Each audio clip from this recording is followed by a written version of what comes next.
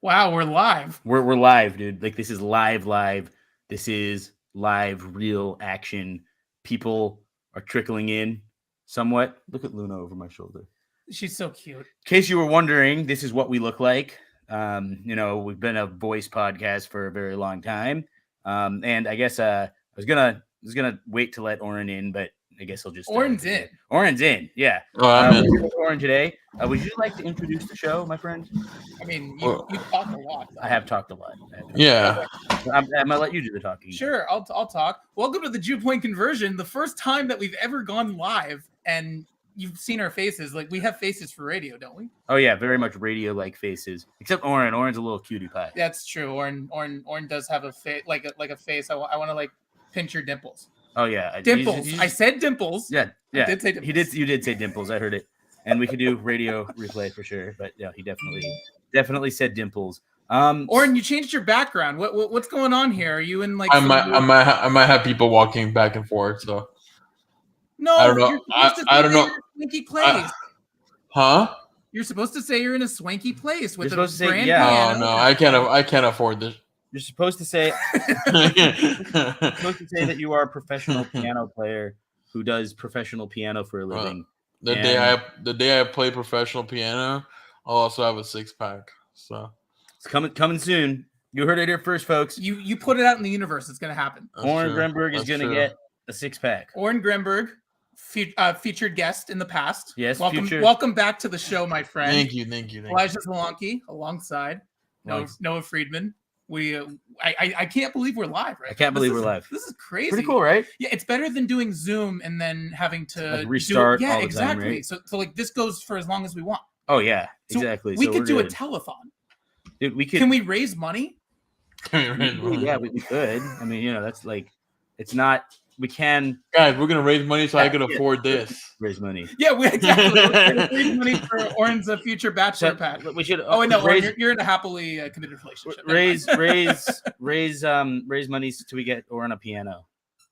Oh yeah, A really that's what nice piano. That's what I want. Do either of you know how to play piano? I kind of taught myself a little bit. I love music, but I am musically not talented. I love this setup with the hip hop timer that we just had to intro. Oh, yeah. That was good. That was it's hype. a fun one. I Yeah, was about to freestyle on it. I'm like, it says your mic is muted. So I'm like, no one can hear me anyway. My name is Oren, and I root for the Eagles. Yes, I do. We have the three of us to start. There could be other guests trickling in from what I hear. We got a couple other recurring guest stars who may or may not make an appearance. But we're not going to say their names because we want to make sure that they show up. Right. And not okay. Yeah. So we'll do that. But listen, we're on here to talk football, the NFL specifically. We just completed divisional weekend, not just. I mean, it's been like a week, right, since we started the first round of games. Right, but it's still. I still think it's within the appropriate time to recap. It is. I agree, and we can definitely recap the 4 games that went on Saturday and Sunday of last week, and preview the AFC and NFC championship games. So hell yeah, why don't we just get right into it? I mean, we can obviously have a recurring or our guests who come in, give their thoughts at a later time. But for now, it's just the three of us. So let's do this. First one on tap was the Jacksonville Jaguars, who had a really impressive win against the Chargers in the wild card round. They went to Arrowhead, Kansas City, faced the Chiefs. The big story out of this one, by the way, was a Chiefs win, 27-20. No spoilers. The big story out of this one, and you guys may or may not agree, that's why we do the show, is Patrick Mahomes and his status. He suffered a high ankle sprain early on in the game, had to come out for a long period of time. Chad Henne, longtime backup quarterback, came in, filled the role so nicely. But Mahomes, I mean, listen, he played pretty well considering. 22 of 30, 195, 2 touchdowns. Henne came in 5 of 7 for 23 and a tud. And he led a 99-yard touchdown drive. He did. That's very true. But listen, Kansas City is, I would say, vulnerable. The score doesn't necessarily indicate. Are you trying to do an advertisement while I'm talking right now? Sure am. Okay, fine. What are we sponsoring? This show is brought to you by Sparkling Ice. They're not an official sponsor, but they are very tasty. So Sparkling Ice, if you're listening, give us your money and we'll give you more drinkers. More airtime. Airtime. Yeah, that. Anyway, because you were saying, because I did, that was kind of like a silly little time for an ad. It was very funny. It was pretty funny. I really enjoyed it. Actually. it was a real knee slapper. But anyway, yeah, Mahomes, Henny coming in and doing that was pretty crazy. It was against the Jaguars defense that's been very proven, even though they spotted the Chargers a 20-point lead to begin the wild card game. Right. But listen, they were dominant. Just Doug Peterson being nice, being friendly to the Chargers. But yeah, I that was it kind of went. Oh, wait, one sec. Before we do that, before we introduce our next guest, I just want to say that was very much it was one of those games where Mahomes high ankle sprain, just like on the sideline, kind of throwing a justified temper tantrum about not being able to come back into the game, and just to see this is the importance of having a capable backup quarterback there, because 17 game schedule, and you're playing in the postseason, you missed a week, you're a little off your routine. Next thing you know, something happens, you get rolled up on. You got to have someone who's ready to come off the bench cold. You got to have a good reliever, and that's what Chad Henne is. I've never seen someone slam their winter jacket. Right? I've seen them slam helmets. I've seen them slam tablets. I've seen them slam clipboards. Seen them slam players. Well, water coolers. Yeah, more so. Right. But you remember Sean Rodriguez of the Pirates boxing a water cooler in the wild card game against the Cubs? I do remember that. It's a good time. Sean Rodriguez, badass. Poor Angel. Great defender. Great defensive player. But yeah, Oren, what were your thoughts on the game? Did you watch the game? Did you? I did watch the game. I was at work though, so I saw only. You saw highlights? Yeah, I saw more not how I was watching the game, but if I had a client, I had to leave my area. But for what I saw, I was really impressed by the Jaguars, and I've been saying it all season. Regardless of how it ended for them, they have a lot to look forward to, and I think Doug Peterson's the right guy to take them. So I'm really happy for them, and whatever. And from the Chiefs side, as a game, I loved the two coaches. Obviously, they both have Eagles history. Both of them are beloved Eagles coaches. Neither one of them are like Chip Kelly, where we wanted him out of the city. Effectively, the Eagle Bowl. Yeah, it was an Eagle Bowl, the ex-Eagle Bowl. Only difference is one of them actually brought us the Super Bowl, but that's not the point.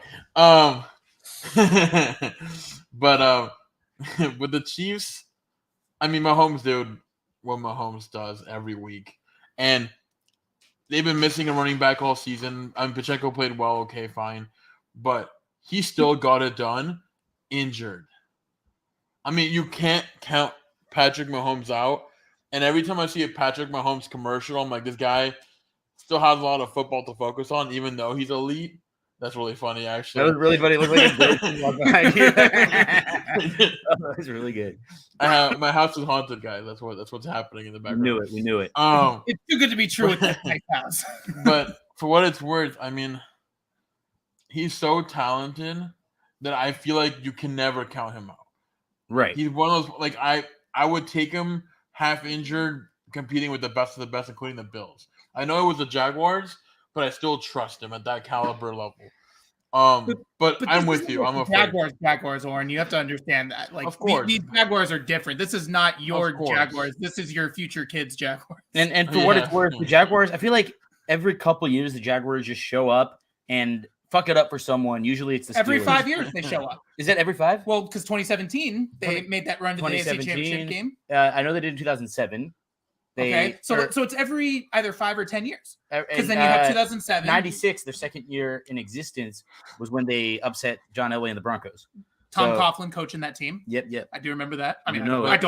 You don't remember that. No, I was a year old. Knee high to a bullfrog, but yeah. You were months. But at the end of the day, at the end of the year, I would say I'm worried. I am worried for the Chiefs. Well, let's not overlook them. But I'll give that take when we get to that game. Right. And speaking of that game, I want to talk, that was the first game of the weekend. Pretty much everything kind of went as expected, except the Mahomes injury, obviously. And again, the score was not indicative of how dominant the Chiefs were. Well, I do think the Jags played a respectable game, given, they did cover. They covered. Good teams lose, great teams cover. Yep. It's just the mantra. Right, or something like that. No, Is that what the mantra? Or sure it's not great teams. Good teams lose. Great teams cover. Wait, why did good teams lose? That doesn't make sense. Because I don't like that. I don't like it. Okay, well, but if it's the saying, it's the saying. I'm not mad at you. I'm just mad at the saying. Okay, thank you. Okay, but look. Anyway, so yeah. Chiefs moving on to the AFC Championship game. Moving on to the AFC Championship, they'll be hosting it. Yes.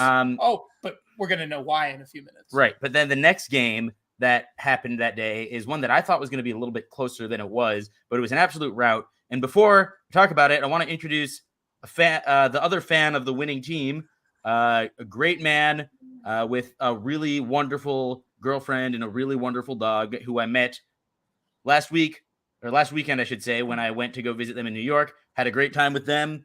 And he played football for the University of High School and really good offensive guard. And he knows the game as well as pretty much anyone I know. Let's get Noah Gross in here. Yeah. Recurring guest star Noah Gross. Welcome, Luna. Go lie down. Just to clarify, it was high school university, not University of High School. It's common mistake. Okay, my fault. The high school university. Correct. Noah, how's it going, man? How you been? Welcome. Yeah, no, we're feeling good. We are doing our best to not acknowledge what is happening tomorrow, so that we delay the panic and anxiety for as long as we can. We're doing that decently well. I'm going to be honest, decently well. Well, you came on the show, Noah, so now you have to live through whatever it is we're about to talk about here with your Philadelphia Eagles, Orange Philadelphia Eagles. Basically, Elijah and I'm trying to figure out a sandwich metaphor, because essentially it's the two of us and then two Eagles fans. It's a shit sandwich. That's what it is. It's cold. That's so true. Bad, dude. Right. Yes, bad. correct. I agree with that. We are bad guts. Yep. As a matter of fact, I mean, at least you've seen your team win a Super Bowl, so I'm going to put on my Cubs hat just because we've all seen our teams win championships. But Geek Squad. But yeah, man. That Eagles game. I was watching with Noah, and I was nervous that he was gonna, if it was super close, I didn't know how I was gonna react to the game. If it was really close, maybe even if the Giants pulled off an upset. That game was over in the first quarter. James Bradbury made that interception. That game was over. Former Giant James Bradbury. Giant. Who they just cut and got nothing back in return, which I still don't understand how no one in this league went, we'll give you a 7th round pick and swallow that salary for a season. I still don't understand how he was just let go. Also, Chauncey Gardner-Johnson being back made a massive difference, you could tell. I thought it was going to be a close game. I thought it'd be one of those games where it's, 17-16 at half, couple of turnovers. Give the Giants credit. They did make a couple of good plays on defense. They did force a fumble on Jalen Hurts. They did force, a turnover there. But yeah, this game was over in the first quarter. I think from that very first shot play to Devontae Smith, you went, oh, Jalen is back. He's fully back. Him fully back. There's just no way they're not winning tonight. I think that's really all it was. Just too much offensive talent. Yeah, and Jalen really looked like, he didn't have an amazing statistical game, but who cares? He won by 31, and he looked healthy, and that's really all you could hope for. Yeah, there was one specifically, there was a read option he had where he originally had 4 yards, could have slid, gotten 4 yards in first down, spun back inside towards the defense, and ended up getting 8 or 9 on the play and took not a huge shot, but a decent hit in the open field and popped right back up. And that was sort of, as anyone who has played football, been injured and come back, you need that first real shot to go, oh, I can still do all the things that I was doing pre-injury. I'm good now. You need to get that one, and that was that one for him, I feel like. Right. It's people forget that it is important for these players to get hit. They need to feel, that kind of is in some ways how people enter the game. That's kind of it kind of gets the blood flowing, gets the adrenaline pumping. And I think that was, kind of the case for Jalen, who had missed time. And I mean, can we just I think it's official that we could put to bed this narrative that the Eagles are the same team with Gardner Minshew. That was a pretty whack ass take. Can't remember who said it, but definitely not the best take I've ever heard. I'm sure whoever said it has made some good takes before. But I can't remember his name, but if you Google it, he has had quite an emphatic response where he has had a profanity-laced tirade where he basically said, if ESPN wants to keep sharing this quote, they should have me on. I digress. I think that the questions about the offense with Jalen versus Gardner were fair. I think that the hypothesis of they could still be good without Jalen was fair. We then tested the hypothesis and saw we were wrong. Jalen is not just the guy who happens to have a lot around him, like maybe someone else playing in the game tomorrow, but is actually genuinely a talented quarterback, perhaps unlike someone playing quarterback in the game tomorrow, which is up for debate. But that point being, you know what I mean?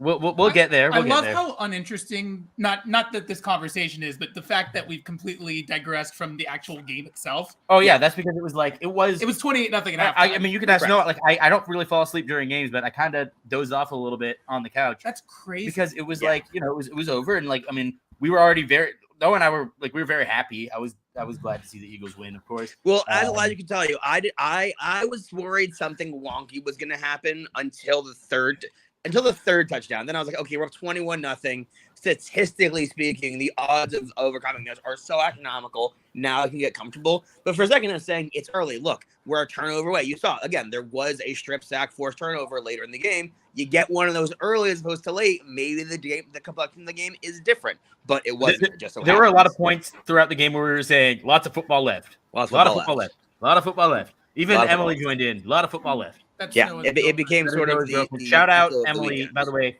she made the best mini hot dogs I've had in my entire life. Pigs in a blanket? No. You tell them. What did you say? No, they were bacon wrapped weenies with brown sugar.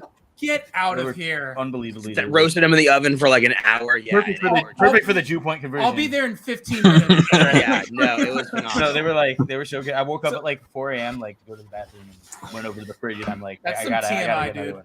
What? I had to go just potty. Eating them cold, staring off into the distance like a sociopath. But yeah, that's my bestie right there, y'all. Okay, let me get back on track. I want to bring Oren in, but first I want to just say the most random stat that I found hilarious from that game was Boston Scott. I think he's played in 9 career games against the Giants, and he scored a touchdown in every single one. Is that correct? There we go. Also, I believe 11 of his, 18 career touchdowns are against the Giants. It's an astronomical percentage. That's crazy. Oren, what did you think of the Birds getting the dub and just completely relieving yourself of any stress for the entire game? Pretty much. I mean, I also thought it would be closer than it was. Again, I was working that day, so I didn't get a chance to watch it. But I can tell you, every time they scored, my coworker came out, and I was like, the amount of times he came out before I saw him come out for the Giants, I already kind of had a feeling how this game was kind of going. And then when I did get away and I got to take a look at it, it was, I mean, I'm not shocked. I'm kind of proud of my team this year. You cocky SOB. I'm not. Jalen Hurts was 13-1. That's all I'm going to say. He's amazing. No, I'm not. I think people forgot that a little bit when Minshew was gone. People were like, oh, he's going to come back and get rusty. And I'm like, he had 2 weeks. The man had time. And I'm not surprised. I mean, again, I thought it would be closer. I know playoffs, how they run. I know the Giants, how it's not like a random team we're playing. This is our division rival. They saw us twice already. I thought it would be a little closer because it got closer. The first time y'all blew them out. Second time was close. It was annoyingly close, but y'all still were clearly the better team. Yep. And then this time was just this time was like any chance of redemption. Well, I think what's getting lost in the narrative a little bit is that the reason that we thought it could be close didn't have a chance to come to fruition because the way the game would have been closed had it been where Saquon was getting the ball 30 to 35 times. They were running a lot of clock. They didn't have the opportunity to do that because they went down by so much early. Let's say hypothetically it was only a 7-0 game at the end of the first quarter, I think it would have ended up being a close game because I think Barkley would have eventually gotten going. He had that one big chunk play in the third or fourth quarter. So the reasons that we thought, it could be close, we never got to see it hypothetically play out. And that's kind of why, that's why I said the James Bradbury interception is when it really felt like it was over because I believe it was 14-0 when he made the pick and it was like, all right, Eagles already, it might've been 7-0, but it's like Eagles already had the lead. It was 14, yeah. Forced a couple 3-and-outs and they have the ball back. It's like, yeah, there's no Giants won't come back. And there have been that hearing of all people say it's over, well before the final 0, that kind of shows you just how much of a blowout it was. Yeah, absolutely. And if you go back to me, the sort of big sign of the game was when they went for it on 4th and 8. That to me was Brian Daboll saying, I don't think my defense is going to get a stop tonight. To go for 4th and 8 that early in the game. And it wasn't from horrendous no man's land. It was the 46. You could have gotten a good punt and saved yourself 30, 35 yards. I think that early on made me go, they feel like they need to score every possession. And quite frankly, that was understandable because they probably knew their defense couldn't hold up with Philly they didn't. So he was correcting them in that regard.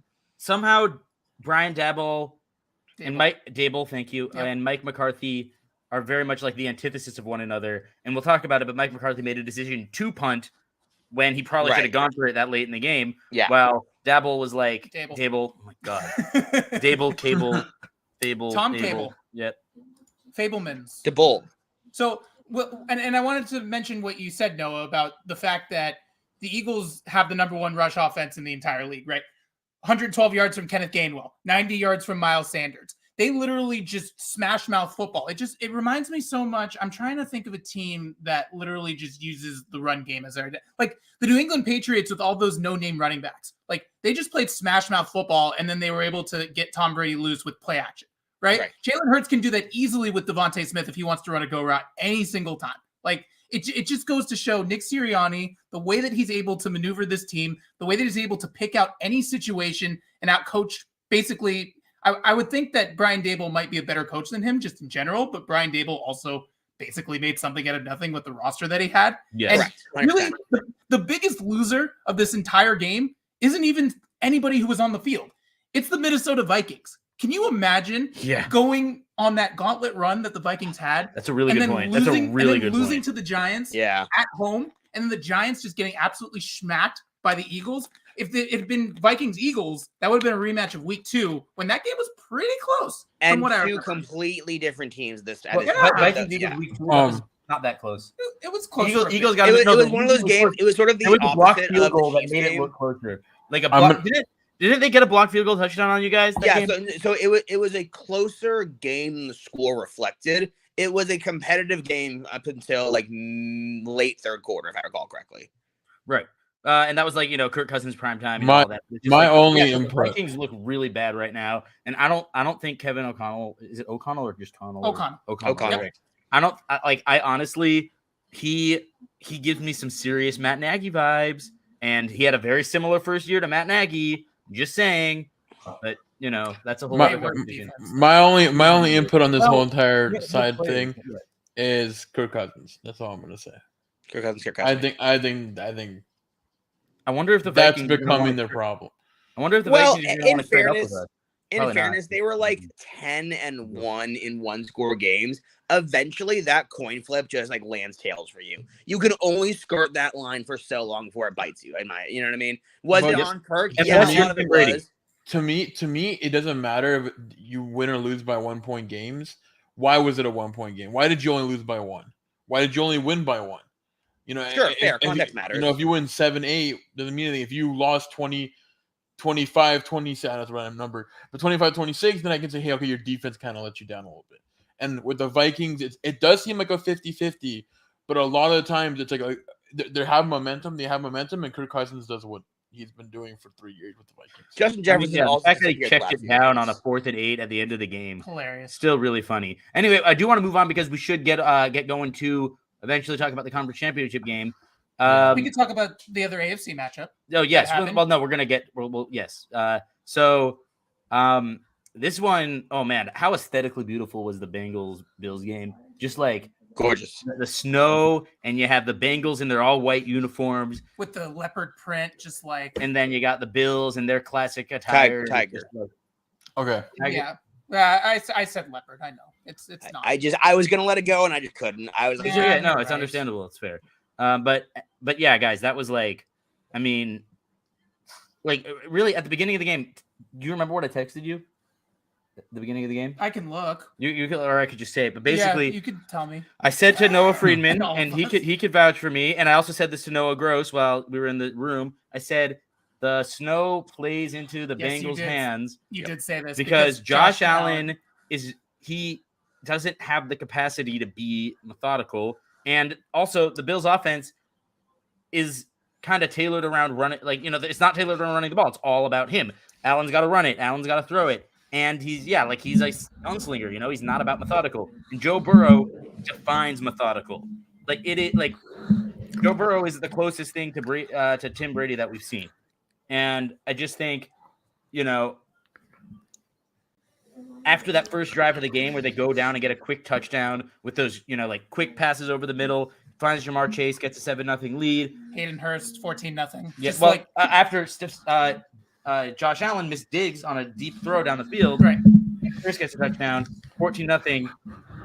Kind of not quite as brutal as the Eagles-Giants game, but still kind of a similar structure where the Bengals, the Bills just weren't built to be able to come back from that early deficit. They just did not have it in them. The difference is clearly Zach Taylor's message to the team was what are we missing? I'm just looking at Orange shenanigans. No, Right now. It's really funny. or it's a goofball. Oh no, Oren has so much to say right now. Whoa! No. I'm looking forward to it, but Oren's got the boombox. can I finish my point? Yeah, that's why I haven't said anything yet. No, yeah, my Jew point. No, but I'm just saying. Clearly, Zach Taylor's message to the team at the beginning of the game, head coach of the Bengals, it was like, we got to take the crowd out of it early. They're going to be pumped up. It's Bills Mafia. Damar Hamlin's in the house. Yep. Or allegedly in the house. We He don't know was. if it was a body double. No, I'm He was kidding. I'm kidding. definitely- It's a joke. Whoa! No, you hear that conspiracy? No. There's like a whole conspiracy. Oh that yeah, it's a whole thing. No, people were like, "Oh, was it? Maybe it wasn't really him." It's like, come on. It's a crank pot shit. He had But a no. really nice message tonight, by the way, for everybody. I saw thanked that, him yeah. for well wishes. and Love stuff. the I don't- guy. Like if you go on either the Bills' Twitter or Damar's Twitter or his Instagram, It is like, pretty cool that he got to see like kind of how people react to his funeral. I You mean, know, it sucks, but it's like kind of cool in a way. People forget he died. Yeah, They no, had to that's revive what CPR him is. twice. Yeah, exactly. And what a great football guy for being able to be like, who won the game? Like, so first thing is, I love that. But anyway, Yep. moving on. Did you make That's that? that's a tough crowd to take out. They were getting loud early on, and it was just conversion after conversion, methodical Joe Burrow. Like that's like he was just leading his team down the field. He doesn't. The Bengals in their playoff wins have realized they don't score the most points. They don't have like this amazing They offense. do when they win. So. No, they don't score like a ton of points. Like they're not winning like 38. You said the most points. They're not scoring like 38 points a game, but like they're converting third downs. They're moving the ball down the field. Like they're making plays. And I feel like whenever Joe Burrow has a third down, he's always going to make something happen. And that's my point. That's pretty much it. Oren, you said you had a lot to say. What do you have to say? Okay, ready? I've been saying this since last year. Joe Burrow versus Josh Allen. Winter, spring, summer, or fall. I'm taking Joe Burrow. I've been waiting so long, and I was kind of upset at the like. I mean, obviously, I understand what happened with Hamlin, and I'm happy with the decision to stop the game. But I was waiting so long for that game because I'm so tired of hearing Josh Allen this, Josh Allen that. He's the guy. He's the number one up and coming besides Mahomes, obviously. No, it's Burrow. Burrow's so underrated, and I just wanted the world to know that he's number 2 in my heart, behind Hurts. I'm with you on that. I mean, he's amazing. Like just the way he's very composed out there, and Burrow's just because he doesn't make those electric throw on the run, off the back foot, 60 yards downfield on a dime. He doesn't do that because he doesn't have to. Like he's able to get the ball down the field, put it in his playmaker's hands, and he's just very rarely wrong. So let me interject before Noah Gross makes probably what's going to be a great point. I wanted to say this is something I really don't like saying because I like watching the Buffalo Bills play football, but we knew the Buffalo Bills were frauds, and you want to know why? Week 10. Who did the Bills play at home?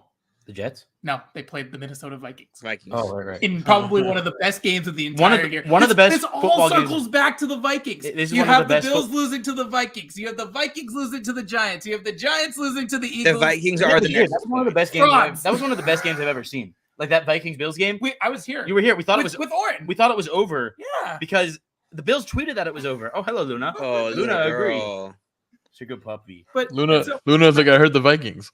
Like my main point is that we knew the Bills weren't going to go as far as we thought, which obviously is ironic because I picked the Bills to go to the Super Bowl. And as a matter of fact, no, not win the Super Bowl. I picked them to go to the Super Bowl. Right. It didn't end up happening. Josh Allen not throwing a single touchdown pass in this entire game boggled me. The Cincinnati defense. He did run for one, for what it's He worth. did, but he didn't throw for one. Right. Which, I mean, dude's got a cannon of an arm, right, Luna? He missed some throws too. Yeah. He did. You hit it spotly on the head. Like you said, because snow requires you to be methodical. Josh Allen has trouble with that. Joe Burrow is the definition of methodical. You said that tonight. You said that verbatim on Sunday at 12:14 p.m. Yep. Last Sunday that was. And yeah, I mean, listen, the Bills I thought were going to be the team of destiny with the whole Damar Hamlin situation. I thought that spirituality would carry them very far in the season. Also, and just that crowd. just like Bills Mafia in general. I also, because I'm going to the Super Bowl, I wanted to see Bills Mafia in person. You're going to the you're going to be in the game, like actually like at the stadium. I'm going to put on pads. No, I'm Yeah, not. he's the gunner on punt coverage. On punt coverage. I'm the guy who was going to go run out and get the tee. You know, when they do the kickoffs, they have like a kid. Like they have a child or a dog do. Yeah. Yeah, so I'm going to be that child. I think Luda could do that. She'd be really good. Luda could be great at that. I should probably get distracted by some leaves or grass or something. Leaves. Or another dog. Yeah, or, oh my God. Well, if there's another dog, don't even get me started. We have to put a squirrel on the field. Squirrel! Whole different ball game. Every time I hear squirrel it's just Boston Scott. He's just small. Yeah, right. Also, I'm wondering why I think he's so good against the Giants because his name is Boston, and Boston Red Sox hate the New York Yankees. And that's why I'm like, where are you going with this? I don't know. Maybe you were really close. Maybe the Bears should get a guy named, I don't know.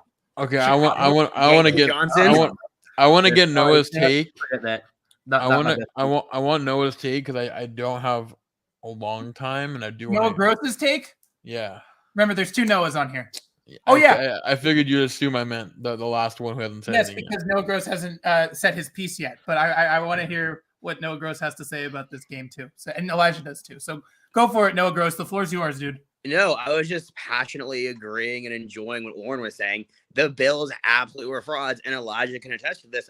What I said was, when it comes to the playoffs, you need to be able to do 2 things: run the football and play defense. For whatever reason, Buffalo has refused to put a genuine effort into getting a running back. Yes, they drafted James Cook and they traded for Nyheim Hines. That's not a genuine effort. When, let's be honest, should they have given up what it would have taken to get Christian McCaffrey? Probably not. But are they sitting here if they do? Maybe. And a big thing we're talking about is how the Bengals do so well and so efficient and they matriculate downfield. One of the reasons for that, I don't remember the exact stat, but they have one of the lowest second down yardage to goes in the NFL on average. They stay ahead of the chain. No, real quick, can you repeat that? Because that's super important. The yards to go thing. Say that one more time. So I don't remember the exact stat, but they were like bottom 5 in their average second down to go play on offense. They did a great job staying ahead of the chains, which means when you look at their third down conversion percentage, their red zone conversion percentage, the lack of turnovers, when you look at why are those things, well, because a lot of those third downs are third and shorts. A lot of times they aren't getting to third down because they're getting makeable second downs where those big plays downfield are available. On top of that, Josh Allen led the league. I believe he led the league in turnovers this year. You knew he was going to make mistakes. You knew there were going to be problems, and quite frankly, it just sort of again showed that if you know what your problem is and you sort of do a decent job to address it, then you did not address it. The Eagles knew they needed a genuine number 1 receiver. They tried to be cute and get by with having someone who was just fast to stretch the field vertically. They ponied up, paid the big money, got AJ, and look where they are now. I think Buffalo is going to wake up really regretting not going after a Saquon or a McCaffrey and just sort of saying, no, let's try. Well, the rookie and the guy we swapped running backs for is going to carry us in the playoffs, because they should have probably realized there's going to come a game where we can't rely on Josh to throw for 350, 400 yards, 4 touchdowns and not turn it over. What are we going to do then? Right. At a certain point, you can't ask your quarterback to do everything. And that's something not in the playoffs, not in this league. That's something I've preached about Josh Allen on this show a lot. And in addition to that, Zach Moss is a playoff running back. Like, he's the kind of guy, he's like a big guy, he's not a burner, but he's one of those guys that you can trust in those third and short situations. And I don't think we saw a single third or fourth and short handoff to him. And that's maybe why trading him for like a Nyheim Hines. More of a speed back, right? Isn't necessarily the best move because, don't get me wrong, Nyheim Hines and his 2 returns against the Patriots was an amazing moment, but in the playoffs, like especially like in Buffalo in the snow, you're going to want a grinder who could, get you those, those dense yards and, get you to those second and short, third and short situations. Because really, people forget a lot of football is just about getting to second and short and, seeing what you could do from there. Also, just to kind of, put a bow on this is like well, first of all, it would be interesting if the Bears had traded Montgomery to the Bills. I still think that would have been Montgomery, James Robinson, who ended up getting healthy scratched for the Jets for whatever reason, he could have been decent for that. Like there were guys to be had. And also, I mean, obviously the Niners beat him to McCaffrey. Can you imagine Josh Allen and McCaffrey running an option? Oof. Well, man, Bills Mafia. Imagine covering McCaffrey and Diggs. Good luck. Oh my god! Oh god! Well, speaking of imagine covering certain Speaking guys. of covering.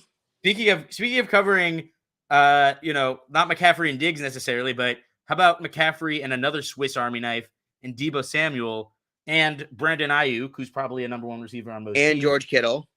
George Kittle, especially when there is an offensive line that's anchored by Hall of Famer Trent Williams. But the Niners advanced and they won because of Brock Purdy. 19-12. And because of him, they won because of him, not in spite of him. Yeah, they won because of Brock Purdy. Do you know what Brock Purdy? You know what your coworker Greg Olson said before the game? What did he say? He said the Niners are winning because of Brock Purdy. So he said they're winning because of him, not in spite of him. And Yeah. Elijah and I probably repeated the phrase, the Niners are winning because of Brock Purdy at least 8 to 10 times this week to just random text, just a random 4 a.m. text. The Niners are winning because of, I know. Good night. You know what Brock Purdy's nickname is around the parts of Santa Clara and San Francisco and Oakland? Is it Mr. similar Lucky? to Nick Foles' nickname? Yes, it's exactly. Yep, I knew it. It is. Big Dick Nick and Big Cock Brock. Sorry, Mom.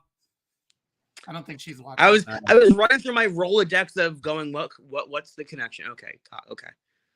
Yeah, but listen, Brock Purdy is one game away from completing just an unfathomable season for a Mr. Irrelevant 262nd overall pick in an NFL draft, where he would potentially go home to his home state of Arizona, play in Super Bowl 57 at State Farm Stadium, where he'd been named Cardinals Player of the Week for high schools a bunch of different times. Which is crazy. You love those home stories. I do. Well, I mean, having gone to college in Arizona, Especially, and seeing Brock Purdy on my TV screen, like there you go. It's surreal. Oh no, it's awesome. It would be surreal. So like I talked about how I thought the Bills were the team of destiny. It's the San Francisco 49ers right now.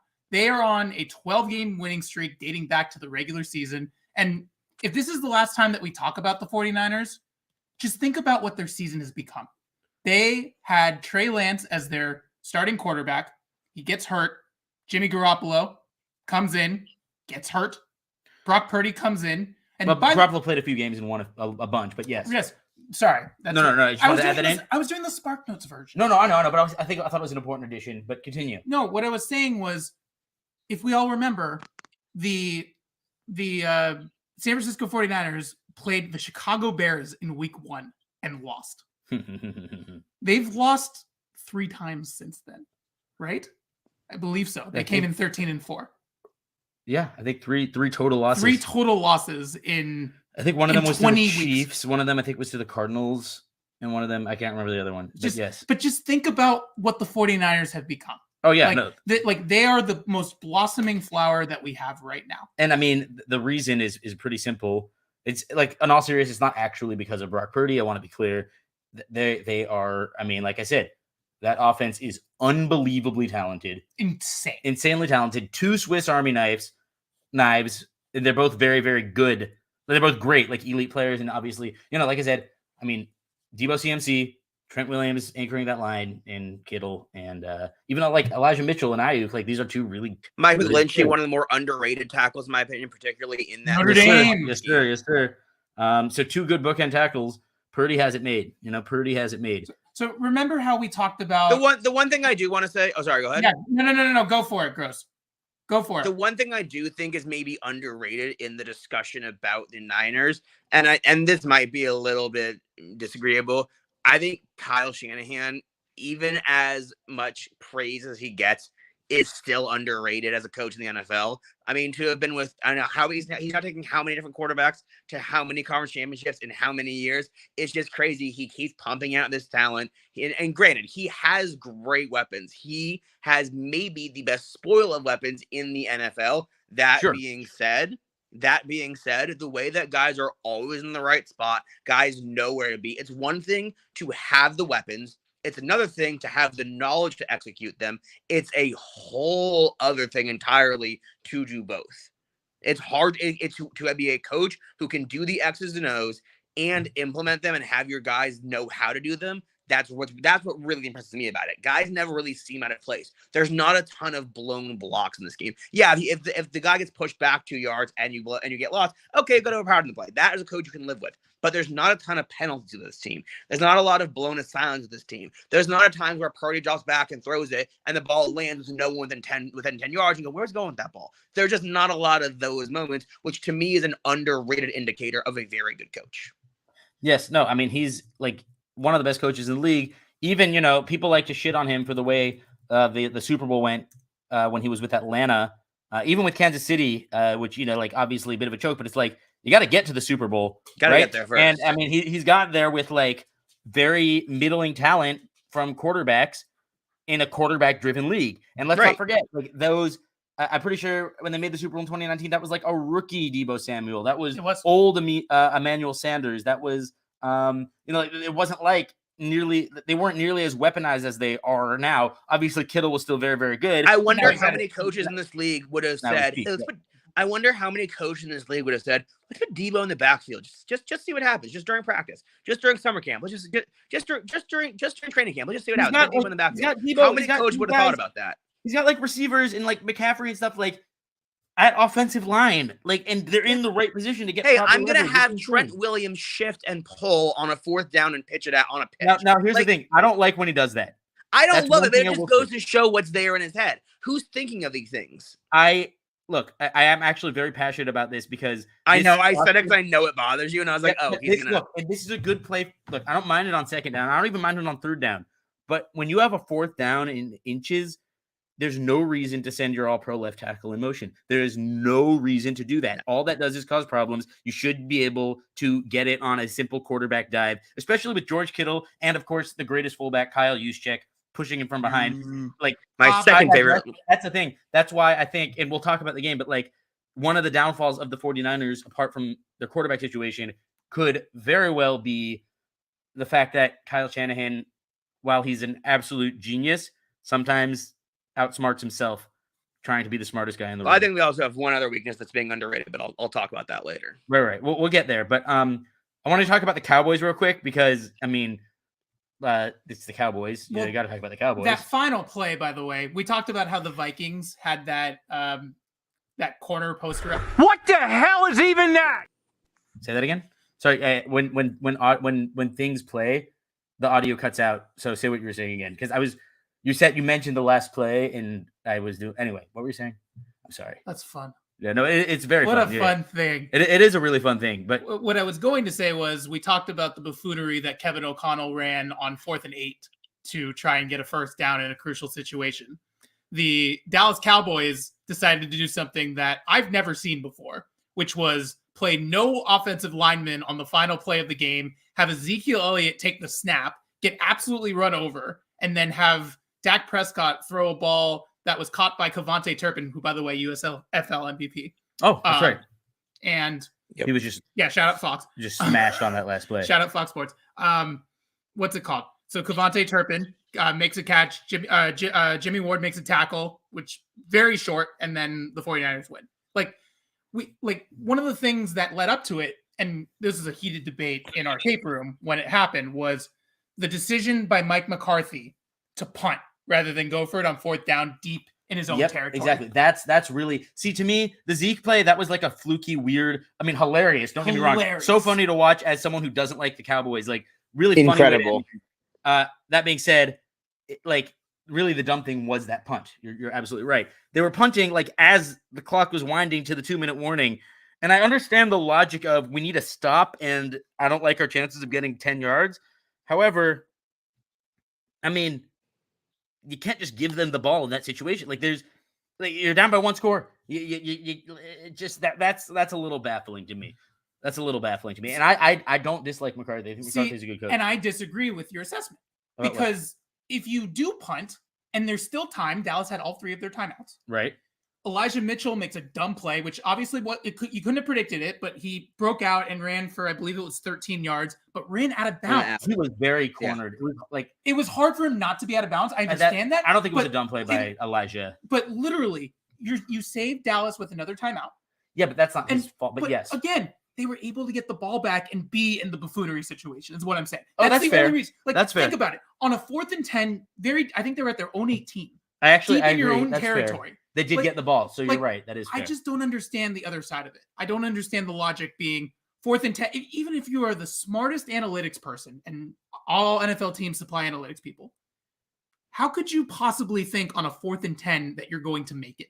Like, the game would have been over. It was 2 minutes and 11 seconds left, right? The game would have been over. They would have had to burn their timeouts anyway because the 49ers would have gotten the ball back. But they And could have good as kicked gold, a right? field goal. Yeah, Good. exactly. Or they would have driven down and scored a touchdown By the way, I just want to on the ground. Well, I'll get to something about. Remind me to tell you about Robbie Gould in a minute, but yeah, no, I do understand what you're saying because you're basically giving them a field goal if you don't get it. Correct. And they did. The game would have been over quickly. They did get the ball back. So you know what? That's fair.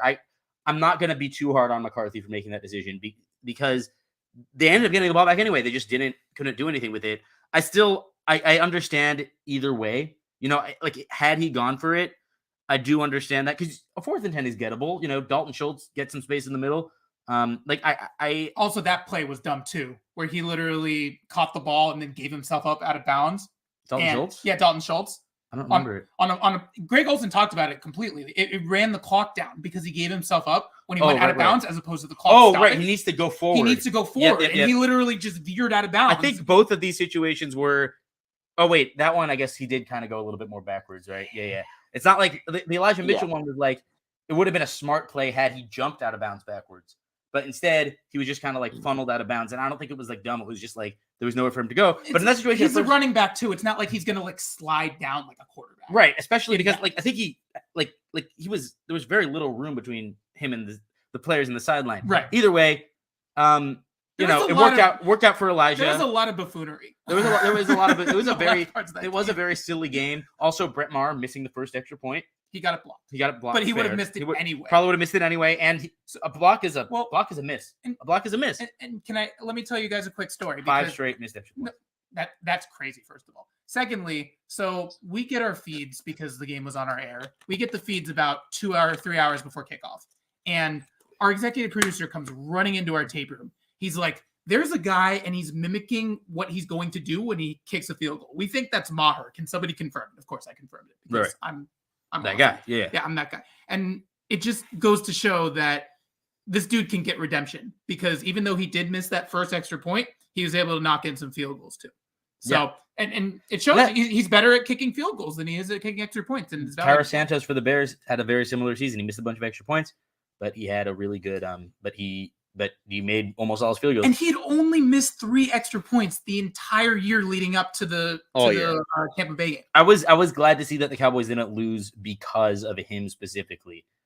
Because I mean, don't get me wrong, like he didn't help by missing the extra point, but like it wouldn't have made a difference. It wouldn't have made a difference exactly, and he did redeem himself a little bit by making those field goals. Also, really, the reason I thought the Cowboys lost, besides obviously Brock Purdy, is that's jokes, is Dak. I thought he was so bad. He was so bad, dude. He like his interceptions statistically, he was bad. 23 of 37, 206, a touchdown and 2 picks. He tried to throw more picks. It looked like there were more picks that there were more to be had out there. It's his 2 interceptions were bad interceptions. Like they weren't good plays. Don't get me wrong. Niners defense, we haven't even talked about them because we've been so caught up on their offense. They're awesome. I mean, Nick Bosa had a really good game. He was like he was definitely made his presence felt. I'm not sure if he had any sacks, but he made his presence felt. Fred Warner had that amazing play and coverage up the seam. I think it was on CeeDee Lamb, which is just like that's Urlacher shit right there. But like, I mean, Dak still he had to play better than what he did. He choked. He straight up choked. He played like Tannehill did in the divisional playoff last year. It's getting a lot harder to defend him. It's gone from like I think people underrating Dak to now properly rating him to then having maybe expectations that he can't quite meet as for what he is as a quarterback. There was a time when we were talking about him as a top 5 quarterback. There was that time. I don't think it's that. I think he's now. I do think that there is some talk getting a little bit crazy. We're talking, would rather have him or Mike White? No. You want Dak over Mike White. You want Dak over Ryan Tannehill. Everyone like that. That's a little much. But I think maybe we had an expectation of Dak that maybe he's just not going to quite reach. Yeah, no, he's overrated. I'm mostly with you on that. I think it's like I feel bad. Elliott's overrated. Great person. I just No, think he's like I a just really think good he's guy. reached the ceiling of what he is, which is a top 12 to when he's playing very well 8 quarterback who's gonna make mistakes and is athletic. I also think that maybe the injury had more of an impact on him than we thought because he's still not quite the runner he was. He's gone from being like a genuine athlete and a genuine running threat to more functionally mobile.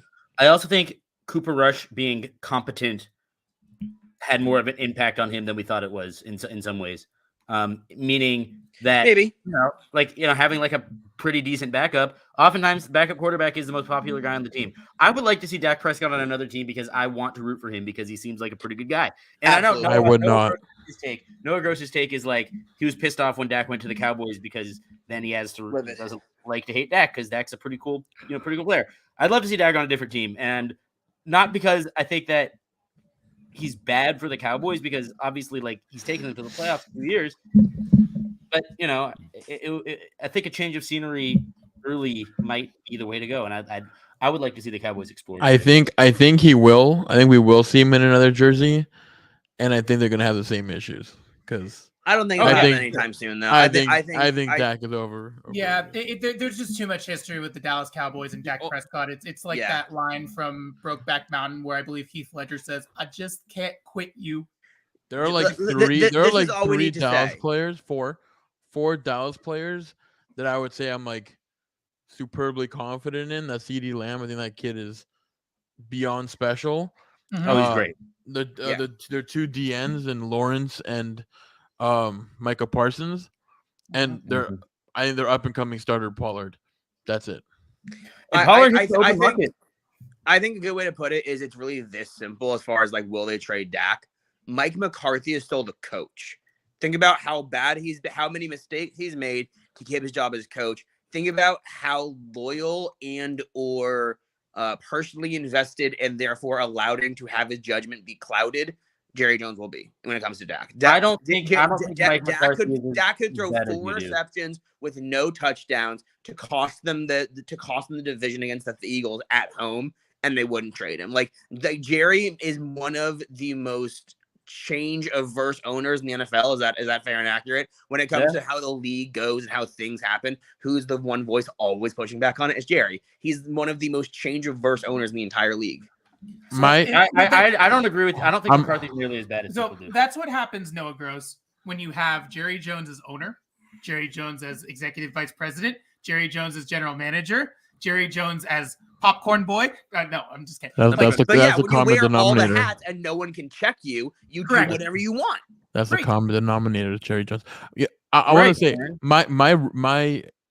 I moved recently. Doesn't matter where, but across from me, 4 feet away, in another unit, is a Dallas Cowboys fan. Actually, I didn't know until last week. She wore a Prescott jersey, and I do have a sign that I did not put up in time, but that says Eagles Country. I want between a coworker that I work with who's a diehard Cowboys fan, and obviously some that I know naturally. You hear the same thing every time. You hear, "Oh, we're the best. We're a good team. This is our year." Blah blah blah. We the boys. Blah blah blah. The crap talking. He throws 5 touchdowns. Have a great game. That didn't fade. I knew this was gonna happen. This is Dallas every single year. And it's not going to change under their current system. No. So I agree to that. I also think that it's hard to coach the Dallas Cowboys because of the whole Jerry Jones thing. And I think Mike McCarthy doesn't get enough credit. I think that people are way too hard on him. I agree with that. If you look at Mike McCarthy's coaching record compared to Sean Payton's coaching record, they are very, very similar. They've had very similar playoff experiences, very similar playoff losses. The difference is Mike McCarthy is fat and Sean Payton is pretty, and therefore people like Sean Payton more. I really think that's the truth. So, but here's but they're the same. They've also what's the difference? No. I'm not trying to make that point. Right. The point I am trying to make, and I'm trying to play caveat, is Dallas is building something, and I'm only saying that because of the coaching staff. Mike McCarthy chose to keep Kellen Moore as offensive coordinator. He chose to entrust him. Give up his own play calling. Kellen Moore had good times last year. Kellen Moore was fine. There's a reason why he's getting coaching opportunities to interview. Yeah. Dan Quinn, he hires him from the Atlanta Falcons after all the stuff that went wrong in Atlanta over the years after the Super Bowl, right? And I think Dan Quinn called a good game. Dan Quinn called a great game. I mean, they gave up 19 points. And they some on turnovers, you know? Right, exactly. And my main point is the future in Dallas seems to be good because Dan Quinn's not going anywhere. He decided that he's going to stay in Dallas for 2023. Kellen Moore, to this point, there's still 4 more coaching opportunities that he could possibly get. I don't know if he's going to get the call on any of them. Probably not. But, and then we could talk about the 5th one being filled in just a little bit. But my main point is if there's synergy and you have something that you can figure out, like especially like what Oren said, Tony Pollard, very much up and coming running back. It'll be interesting to see how his and Zeke Elliott's dynamic work because Zeke signed a long-term extension. Well, we'll see if the Cowboys pay Pollard. I'm sure he'll hit the open market. You know, Yeah, like he's earned a decent payday. He'd be like a really good running back somewhere in like the north. Oh, I think in the set, like I think he's part of what makes him good is playing in a dome. I think like Atlanta would make a lot of sense. Also, he went to Memphis, which is RBU. That's true. Dallas suck. I like how they just suck. They don't suck. Also, here's the one thing I'm going to say. I'm actually on the other side of the coin, McCarthy. I would view, and a little bit disconnected, but somewhat similar. I would personally argue that both Mike McCarthy and Aaron Rodgers' careers can be viewed as disappointments for only having the one Super Bowl, particularly because I don't mean this offensively to Elijah in any way. They played in probably consistently the worst division where they were consistently in the playoffs more or less every single year. They should have gotten more done. They just should have. Yeah, no, and there are just so many McCarthy blunders to make a point to. Let me add a little nuance to that because you're getting a really that's big my rabbit division. hole now. Well, no, I know, but look, we got time. Remember, it's a live show, yeah. But look, first of all, the Bears, like we were good early on in the McCarthy Rodgers thing. Like we were a good team, good defense, just quarterback problems here and there. But Cutler was decent for a little bit. Up until about 2013, the Bears were pretty good. But then after that, yes, like it was kind of a weaker division. The Lions had some pretty good seasons. Were never special either. So he was there for like 14 whatever seasons. I would be very curious to see. But Minnesota had some good years, and so did Detroit. Well, I would be very curious to see. I guess my overall point for how often they made the playoffs, and just again, not seriously, how easy their path to playoff was in multiple years versus other teams.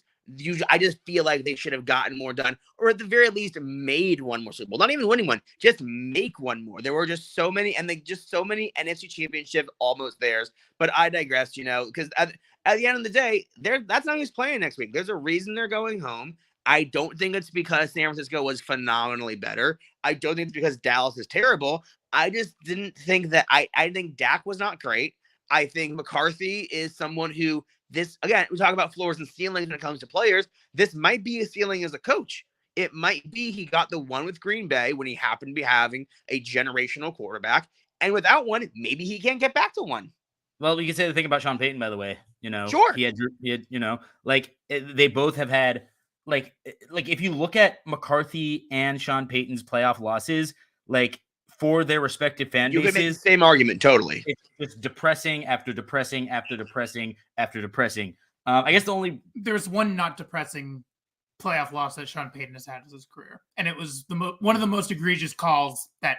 Oh, the Rams. Yeah, it was depressing in the sense that it should have gone their way. No, well, yeah, that's my point. That's my point. I thought you were saying that his fault. Oh no, that's the thing. They always lose by like one score. The Packers, like they've had their fair share of like. I think only a couple of games where they've really been blown out. By the 49ers specifically. Well, no, the Niners ran all over them, right? That was the one. One time they 2019, twice 2012 and 2019. Yep. The Niners ran all over them, but they also won too by last second field goals. In addition to that, I just think there's I have to go back and watch some of the Saints playoff losses, but like it's just been. Yeah, like a lot of games where they've been in them, like been very close and they just, can't get the job done for whatever reason. And usually for both the Saints, I believe, I'll have to double check, but for the Saints and for the Packers, it's not the quarterback's fault and it's not the coach's fault. Usually it's like a special teamer fucks up, which I guess you could kind of blame on the coach, or it's like the defense just can't make the stop. Which I guess also maybe you could put a little blame on the coach here. But Is it possible to start transitioning to the yes. Morgan? Well, It's only because I have to go soon, so I can either just give my input. Oh no, of course. We got in a bit of a McCarthy rabbit hole. Yeah, McCarthyism. We have. Let's move on. Let's preview the games for tomorrow. What just happened? Okay, I don't know what just happened.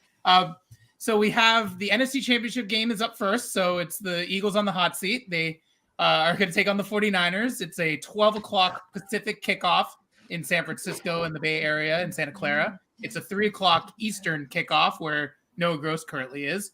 And before we get into that, I sorry, Oren, I just have to tell this quick story. I did. So I'm supposed to be in Philadelphia right now for the NFC Championship game. And of course I'm not. I'm with my buddy Elijah in California. Represent. And the reason why is because in my department there are 2 Noahs. And not only that, there are 2 Noah Fs. And what happened with the travel arrangements was they booked the other Noah F on a flight to Philadelphia by mistake. No. But nobody way. Nobody in my company's admitting it. So that's fun. That's unfortunate. So Wait, let me just ask: did at least the other Noah F go? He is. He's currently in Philadelphia right now. He's sending you Snapchats like, well, it'd be kind of funny if he was like a actually different department or something. I'm not going to share it on here, but I'll show you. I'll show you after. He's gloating. That's he gloated, not at me specifically, but like and 2 other production assistants in my department. Well, Noah F, the one who made it. It's not though. Have a good day tomorrow. 50s at kickoff tomorrow. Jesus. Oh, yeah, it's really not confirmed, right? No, there you go. Noah Gross confirmed, right? Yeah, no, it's gonna be perfectly fine. Unseasonably warm in Philadelphia right now. So, in the Northeast in general, I'm in Long Island. We have not gotten snow yet all season. Like it's been crazy warm. That's knock on wood for that. All right, let's talk football. Yeah, tomorrow. Talk football. Sorry, I really I had to get in. I'm sorry, and I feel for you, man. That sucks. But I'm humble. I'm happy that I still have a job and that I get to do it remotely. And you get to go hang out at the Super Bowl, so that's kind of cool. That's true. I will be doing that. But anyway. So 49ers, 12-game winning streak, as said, taking on the number 1 team in the league. We can just go right into picks, I think. Because, and we can say we've talked about all these teams. Let's start with Oren Grenberg because he's anxious to get his input in on who he thinks is going to win and why. We know who he's going to pick, but tell us why you think that your boys are going to stomp. Wait, why are you assuming? Why is my... You're an Eagles fan. Don't do this. That's not how that works. Okay, first things first, okay? I think the score will be 24-21. That's the final score. Okay. Let me tell you how I get there and who's at 24. Okay, this team has a lot of talent. This team has a lot of young talent too. What is happening? I would add young talent. This team has a good, strong fan base, and they're playing at home. This team is 13-1 under the starting quarterback. This team has done everything right this season, although every single time their game comes on the TV, everyone's pointing the other way. Eagles are going to win this game. It's not. I'm going 24-21, but my heart says it's not going to be close. Eagles are going to show finally that this is not just the Chiefs' time. This is not just the Bengals and Bills and all those. Eagles are a part of this. We've been competitive the last couple of years, and we're here to stay. Fly, Eagles, fly, baby. Also, quickly, since it's a video stream now, I'm going to show everyone what I'm wearing tomorrow. Let's see it. Up. Oh, wait. Shit. No, hold on. It won't show. Hold on. It showed before we started the stream. Yeah, it's because I have the stupid background. Okay. Oh, there you go. Oh, that is something. No, that's a shirt for you, man. That is a hell of a shirt. NFC East champions, baby. Let's go. You should wear that at the Meadowlands. But also, like, for what it's worth, I do like the 49ers. Like, there's a lot of things I like about the 49ers, and mutual respect. I like it. I do. I'm really happy for Brooks. I'm really happy for Purdy. I love George Kittle. I've always loved George Kittle, and I'm a huge McCaffrey fan. He's been like my number 1 pick in like fantasy the last 3 years.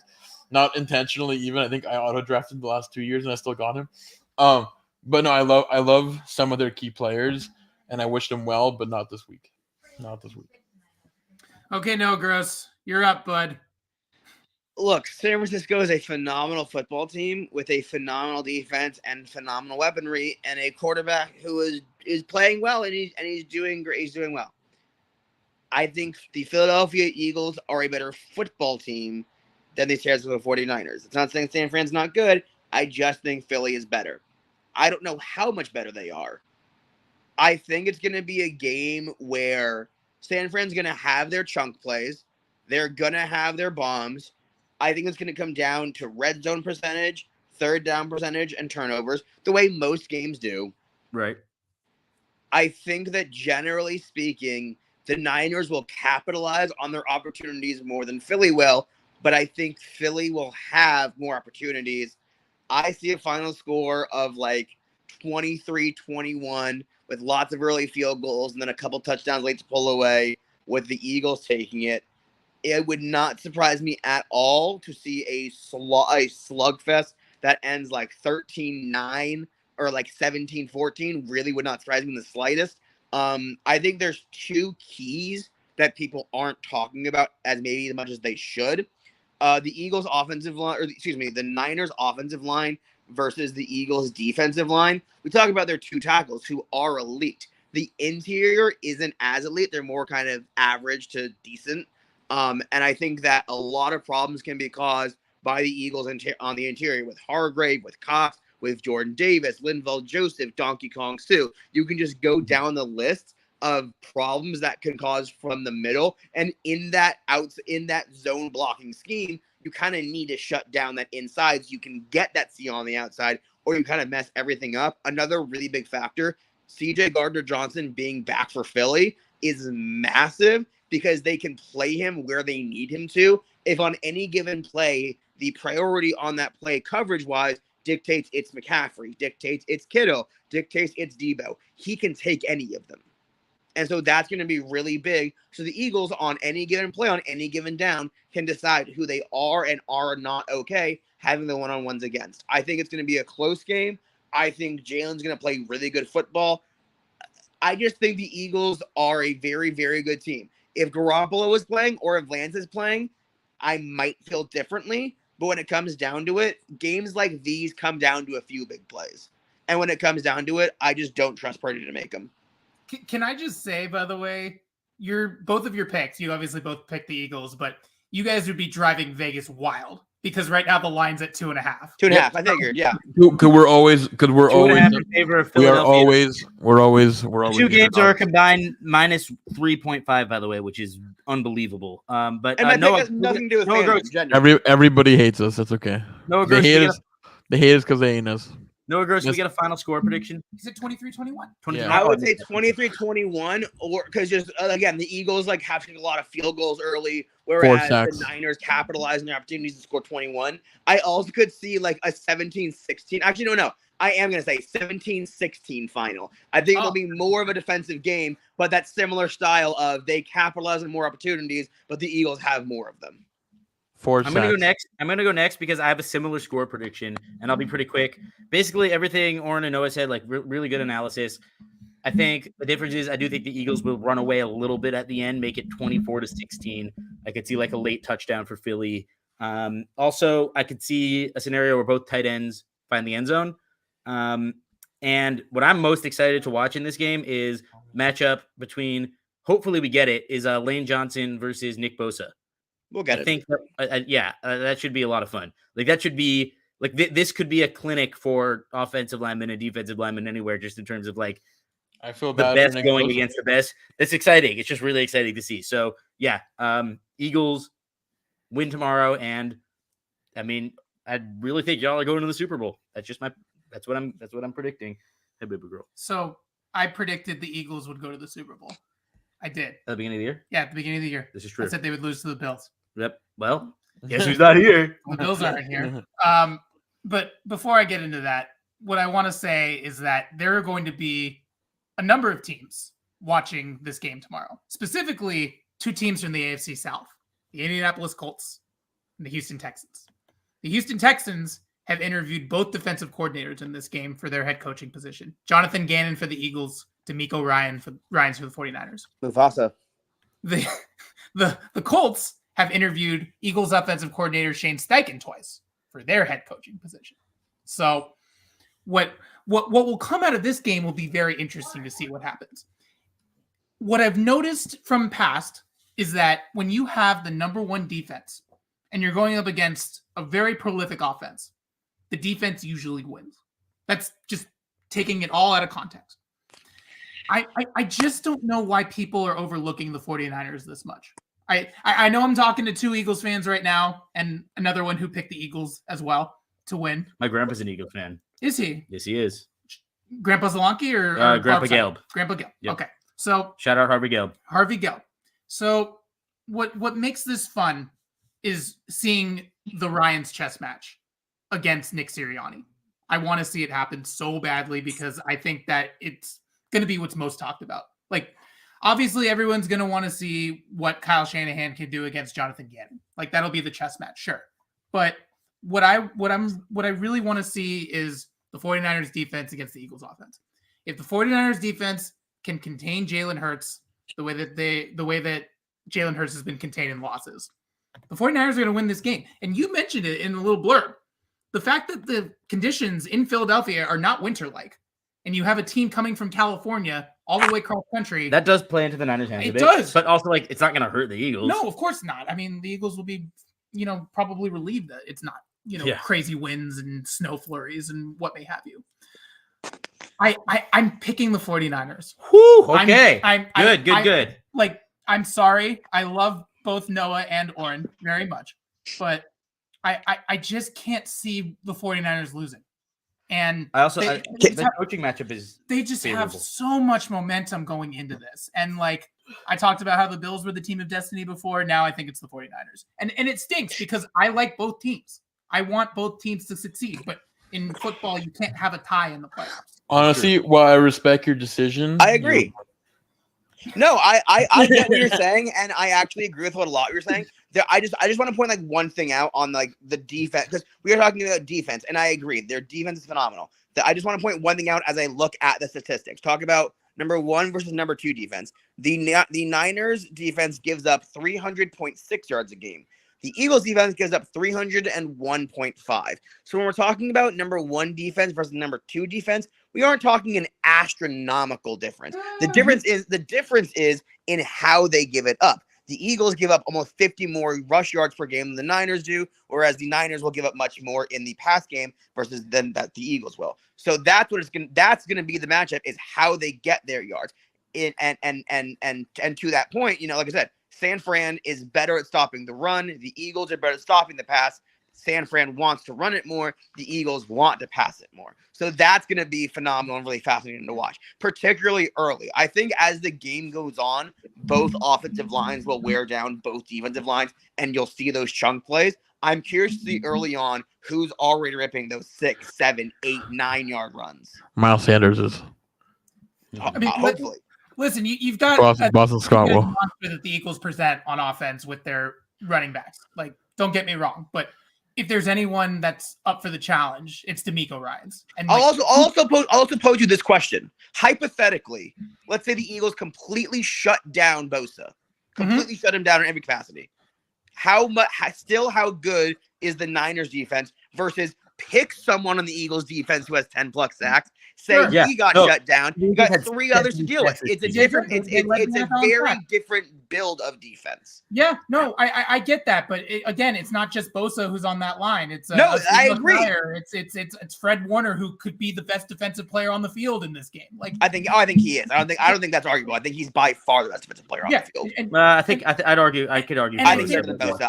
I think he's the most underplayed in the NFL. But I digress. My point being, secondary. Can I just say the 49ers secondary has really impressed me with the Ward bros, even though they're not brothers. But even though they're not brothers, which drives me crazy every time. Yes, it's fantastic what DeMeco.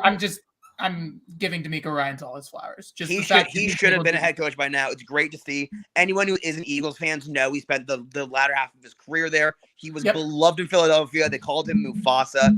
Anyone who was around the Eagles organization or was even like a fan at that point saw this coming. I remember he interviewed in Philadelphia for the defensive coordinator position a couple of years ago before he ended up going not with Steichen. with Gannon. And I remember in my dream scenario, I said I wanted him as D coordinator and Deuce Staley as offensive coordinator. That obviously didn't happen. Deuce is now in Detroit, and he had a phenomenal year with Jamal Williams for him. But I digress. D'Amico is phenomenal. All the staffs are great.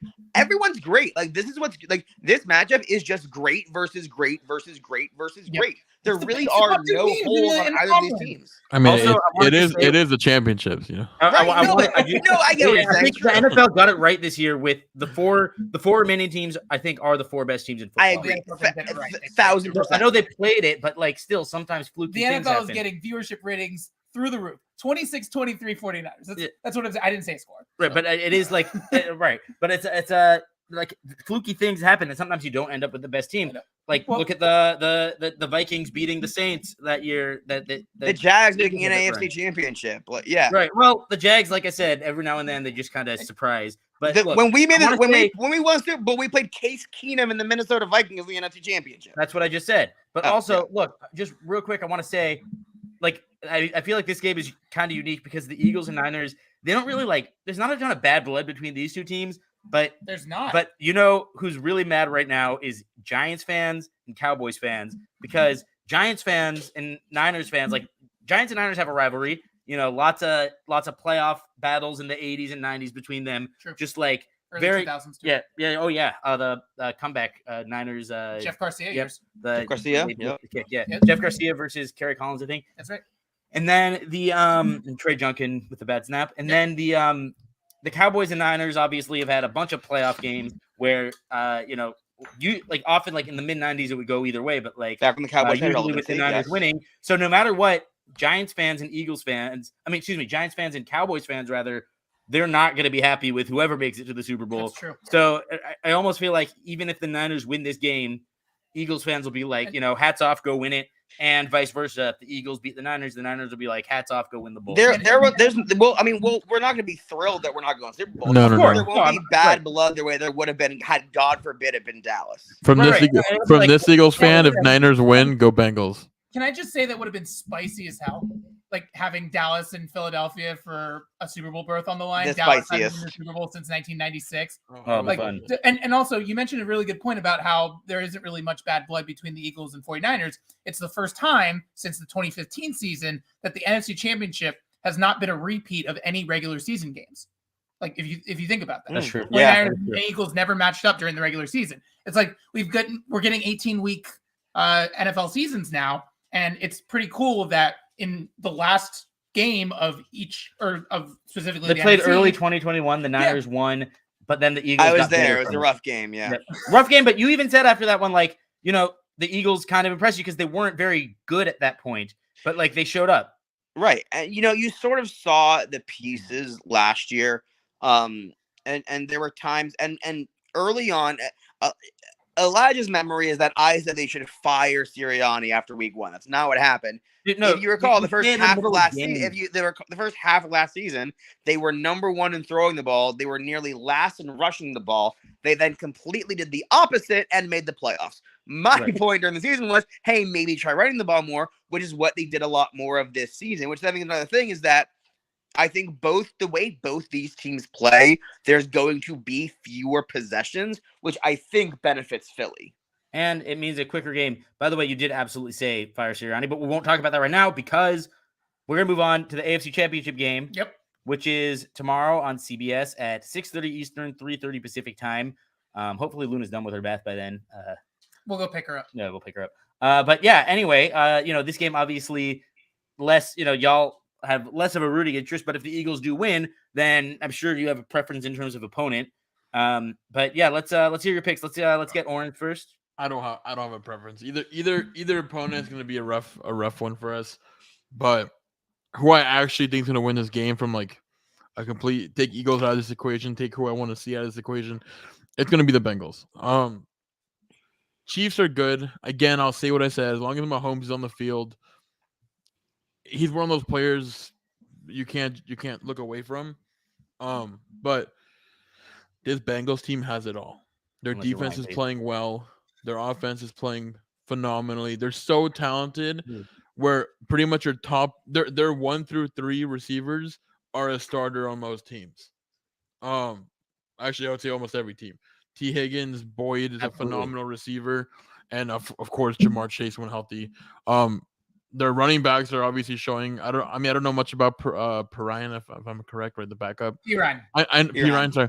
I know when Mixon got hurt, he had some good games, but I worked a lot during some of those games, so I didn't get a chance to like see him personally. But I know they have a good backfield, and then Joe Burrow. I've been saying it for the last 2 years.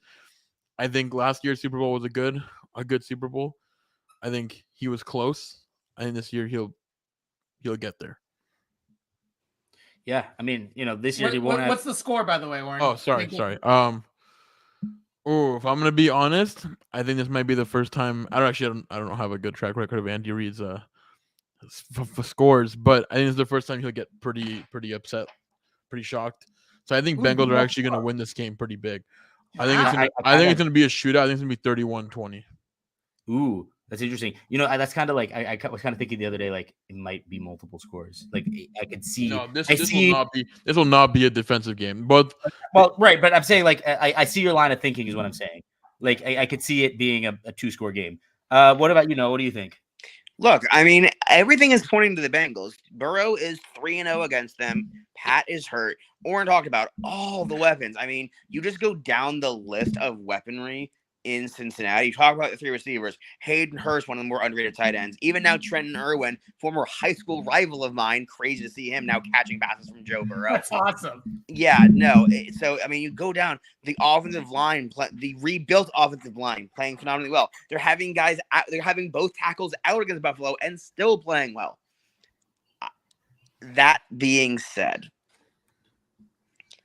Patrick Mahomes is the best quarterback of our generation, inarguably. He is the best player in the NFL. Tim Brody still has that mantle. Tim Brody is pretty dang good, man. That's hysterical that you could even you'd even consider them comparable this season is laughable at best. No, not this season of our generation. Oh no! Brady's generation, but I consider Brady of this generation. I guess we should say this generation of quarterbacks. Gen Z. I would say I would say Pat's more Gen Z generation quarterback. Sorry. So just to cover, you're saying with like Josh Allen, Burrow, all those Burrow, guys. Herbert, right? Okay. Or even go back a couple years, include Lamar in that, no, like that. Fine. Oh yeah, right? Who the guy like who they're gonna grow up with? He's that. I mean, look, present. I will say he's also got Aaron Rodgers' last 2 seasons of MVP. That's comparable to Mahomes. But that's a whole other conversation. I think we have similar. We have similar to LeBron fatigue, where other guys are winning MVPs and getting the discussion of best player in the NBA, whether it was Giannis, KD, Steph. But in reality, LeBron was the best basketball player on the planet. I get that. I think the high ankle sprain is going to be a massive deal because of a lot of what Mahomes does comes off of extension and it comes off being able to move. I don't think it's going to be a blowout no matter what. I just don't see that happening. I think both these teams are too good and too evenly matched. I love Andy. In the big games, he has shown when it comes down to the one play they need, he can't always be trusted. Time management, he does have a history of it. He does have a history of problem with it. I have been going back and forth on my pick all game. If you tell me to give you my rationale or logic, it really just is because Patrick Mahomes. And because Patrick Mahomes, I'm saying the Chiefs will win. I do think it's going to be a high-scoring game. I could see it getting up into the high 30s. I think it's going to be more like 31-28, 34-30 along those lines. I just think the way that he has all season without Tyreek Hill, without certain members of the offensive line at times, with Sky Moore not being great, with not getting what's his name from the Giants late the season, he finds ways to figure it out and get it done. And I think he will Sunday. And I will also say, I will go out now and say whoever comes out of the AFC will be the eventual Super Bowl champion, regardless of who comes out of the NFC. Okay, I respect it. I will say Mahomes is, look, I'm with you that he is the best, like definitely the most talented quarterback of this generation. But Burrow at this point, I think absolutely has a case for, and I think, it'll help him if he gets more accolades and he, wins a Super Bowl. But like, I mean, look, it's just different style of play, right? It's one of those things where, yes, Mahomes is the most talented. Like it is LeBron fatigue applies when we're talking about MVPs. like Russell Westbrook won 1 year, even though LeBron's obviously a better player than he is. But the thing is, when it comes to like winning in championships, it's like, I mean, Tim Duncan isn't considered a better player than LeBron, but he beat, or like they were, I mean, obviously LeBron did beat them in one finals, but Duncan and co were able to beat LeBron in the finals because the Spurs just had like a better team than the Chiefs at the time, the Heat at the time. Why am I saying Sure, Chiefs? I'll give you that. It's an analogy, and the point I'm making is the Bengals. I think when it comes to Mahomes and Burrow, it is like comparing apples and oranges, meaning you can compare them because they're both fruits and they're both really delicious, but it's also like they're different style of fruits. They're very different things. And obviously Burrow's the orange with the orange helmet. Mahomes is the apple with the red helmet. Red, yes, apple. Right. I didn't. Oh, nice going, Oren. But anyway, what was I saying? Oh yeah. I think that.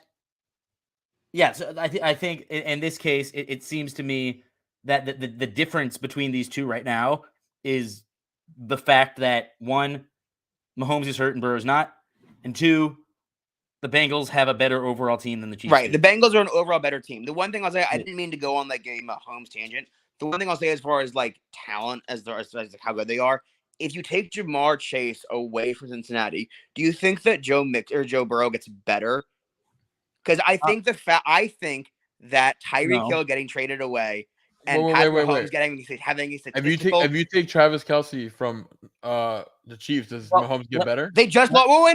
Wait. Because that's an inaccurate comparison. Because if you took Jamar away, they'd still have things there, right? They'd still have T. They'd still have a great running back. They'd still have. But we're talking their number. We're talking their number one. We forget was a 1,000-yard receiver. My point being, he lost a top 5, arguable top 3, arguable best receiver in football, and statistically got better. That is so astronomically crazy to me, and I think is one of the things people just aren't maybe fully grasping how crazy that is. The Bengals, I think, have a much better roster, particularly on the defensive side of the ball. Now, that being said, Kansas City does not have slouches there. Karlaftis is one of my favorite guys coming out of the draft. Chris Jones is phenomenal. They've got really good DBs. Now, their DBs are young.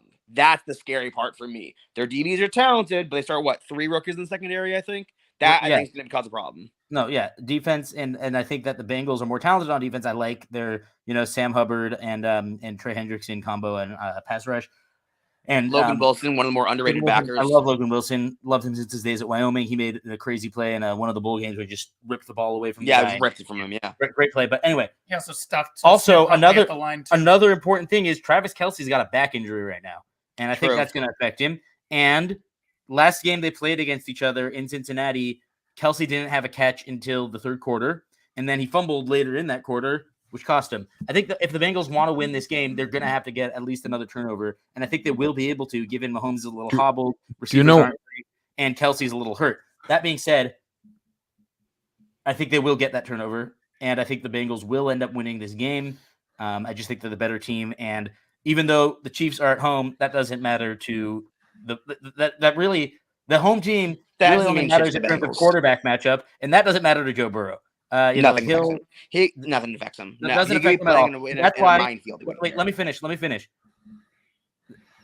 That's why. Yes, I think the Bengals win. I think the final score will be 34-31. Thrilling game. I don't think there's going to be a comeback this time. I think that it's just going to kind of be like a back and forth. Bengals run away at the end. It's going to be 34-24. Chiefs are going to get a touchdown. And then they won't get the onside kick. The Bengals win. For what it's worth, my only worry about this game is that this is like a lose-lose game for the Bengals, right? Where if you lose this game, people are going to be like, "Oh, you lost to an injured team and a beat-up team." But if you win this game, they're going to say, "Oh, you lost to an injured Mahomes and an injured Kelce." And I hate that because this season was so good for them, and they also had their fair share of injuries throughout the year. They lost Chase for 8 weeks. They lost my fantasy team. They lost Mixon. They lost players, and they're still here. They beat the Bills in a very dominant game, and I'm scared. I'm not even a fan of the Bengals, but for what it's worth, for Bengals fans who might be watching, for what it's worth, I hope that whatever happens doesn't get taken away from what this team has done and what they what happened. Yeah, you know what I'm saying. Right. I Right. hope. Yeah. I mean, last week's win, especially like in Buffalo in that weather, that was a very, very impressive win. This Bengals team is awesome. It's legit. Noah Friedman. Is it my turn? Yes. Am it I is ready? your turn. Yes, Let's you are hear ready. it. Okay, so this is the third time that these teams are matching up in the calendar year. They played the AFC Championship game January 30th, 2022. It was a 27-24 Bengals win in overtime, as everybody remembers. Then they flipped and played in Cincinnati this past season, December 4th, 27-24. Again, the Bengals won. That was without Joe Mixon, which is crazy to me to think about how they could beat Patrick Mahomes and the Kansas City Chiefs, who at the time were healthy. They didn't have any significant injuries from what I could tell. It was around the time when Clyde Edwards-Helaire was really kind of starting to go out of the offense, and Isaiah Pacheco, their rookie running back from Rutgers, I think he needs to have a big game. He was coming into the fold. So we have no idea really how he's going to perform in this particular game. What worries me about Cincinnati that you guys have not touched on yet, the fact that the Bengals have had to restructure their offensive line in recent weeks. They lost Lyle Collins to an ACL and MCL tear before the start of 2023. And then they also lost two key players on their offensive line, Jonah Williams, who just never gets hurt. So both tacklers are out on Sunday for the Bengals. And then Alex Kappa, one of their interior guards. Here's the thing, though. Joe Burrow has had to play with backup offensive linemen basically his entire career. If you guys remember last year, the Bengals played the Titans in Tennessee, and Joe Burrow got sacked 9 times in that game, and they still ended up winning that game. Yeah. Like, crazy to me to think. So I can't pick against Cincinnati because, like you guys have said, if we want to take a long argument that you guys have said and place it short, it's the fact that the Bengals have a better team right now than the Chiefs. The Chiefs might have better individual top-tier talent, like a Kelsey and like a Mahomes, but like Elijah said, both are banged up at this point. So I want Kansas City to win the game. Mm-hmm. I don't think they will. The fact that Noah Gross mentioned Joe Burrow has never lost to Patrick Mahomes in his career. Joe Burrow in 3 playoff road games has won every single one. And every single one, he's also been an underdog. This line for this Chiefs-Bengals game right now is Kansas City -1.5. And it swung both ways in recent days, too. The Bengals at one point were -1 on the road. So yeah. There's a lot at stake here. And we're at 1.5. Okay, right. In retrospect, I would have picked the Chiefs had Mahomes not had that high ankle sprain. And like people are, what's the opposite of like downplaying something? Like overhyping. Yeah, Overhyping. I truly believe they're overhyping it. If Andy Reid, who's one of the greatest coaches of all time, and somebody who Noah Gross and Orrin have rooted for a number of years, if he says that Patrick Mahomes is moving around fine, we should take him at his word, right? Like we definitely should. But the fact of the matter is, I'm picking the Bengals, and it's going to be 20 degrees at kickoff. You guys think it's going to be an offensive bonanza. I don't see it playing out that way. I see the forces that I was talking about kind of balancing each other out. I'm going to say Cincinnati 17, Kansas City 16. Wow. Like, whoever's betting under. You think Mahomes is only going to get 60 points? That's a crazy thing. You think the Bengals are only going to get 17 points? That's a crazy thing. Wow. Crazy. The hardest thing about this game is the hard thing about this game is that I don't know if I want to bet against Mahomes, and I don't know if I want to bet against Joe Burrow. Like they're winners. They're both. It's so hard to think the other one's going to lose. But hey, look. But like you guys said, Burrow's underrated. Like that's just the fact of the matter. It does feel like the under might hit. That's a good point. So can I ask this? And like I'm trying to figure out like how to verbalize it and make it make sense. But we talk about how Burrow has not lost to Mahomes. Yeah, blah, blah, blah. In my head, I go, yeah. So then Mahomes is due one. Like Mahomes is due, and as we're all saying, oh, he's hurt and whatever. Like, yeah. We are sitting here today doubting Patrick Mahomes and the Kansas City Chiefs. He has a high ankle sprain. I know, I understand that, but just the overall concept that we are sitting here doubting the Kansas City Chiefs makes me go, not like are we in the Twilight Zone, but like a little bit. Are we in the Twilight Zone? Like, are we forgetting this is the Kansas City Chiefs? Like they have been those guys. Like I think it's just success fatigue. There's a part of me that goes, okay, it's been 27-24, 27-24. It keeps being these close games. At a certain point, just almost like statistically, like improbability odds wise, one of them has to go Kansas City's ways. It just does, as far as like, you can't tell me they're going to play forever and Kansas City is always going to lose to the Bengals for the rest of infinity. That's just not how it's going to work. Like I agree, but wise. each game, like, starts 0-0. No, I'm saying, but each game has been close. And each meeting is different. Each game has been close. There have been mitigating factors in each game. At a certain point, the coin flip of winning, because these games have more or less come down to a coin flip, not literally, but like or in some cases literally figuratively with overtimes and coin flips. One of them just has to eventually come up heads for Kansas City. My gut just tells me this is their coin flip. Yeah, look. Did you just talk yourself out of your pick? No, he's picking Kansas City. No, I know. Yeah, but look, I still think like. Well, he picked me further from his pick. It's really not about doubting. It's really not about doubting Mahomes. It's about Burrow and the Bengals. It's about they are the defending AFC champions for a reason. They played this game last year, and this exact game. Obviously and I think the difference is between this year's game and last year's game is the Chiefs got worse, and the Bengals are better than they were last year. I mean, and another easy comparison is everything that we say about the Chiefs and how Mahomes is this and Kelsey this and this whole offense and this whole team is this. The Bengals have been that for the last 2-3 years as well. Well, at least 2 years, all right. At least 2 years, fine. But like whatever. We saw glimpses of it for the last 2 years, yeah. It's not glimpses, fine. But the last 2 years they've shown it. And at what point do you now say, wait, are they not those guys? I would say if they win Sunday, they are definitively the best team in the AFC, which you said at the beginning of the season, and I wasn't quite there, or on Burrow for that matter. I think if they win, for me personally, it's just like my opinion. It's not like a fact by any stretch of the imagination. I would then say yes, on the coffin. They are definitively sort of taking the mantle from the Chiefs as the team in the AFC. Whereas I don't think we've had the team in the NFC for a while now. I think it sort of went from the Patriots sort of to the Chiefs. I think we can now see a transition to it being the Bengals.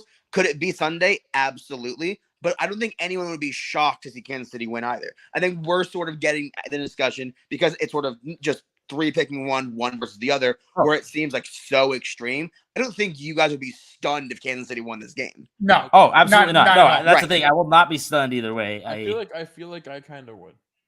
Really? I guess that's fair because I guess I wouldn't be stunned. I mean, look, a back injury for a tight end sucks. They're always getting hit in the back, and especially when you're going up to get the ball, full extension, catch radius.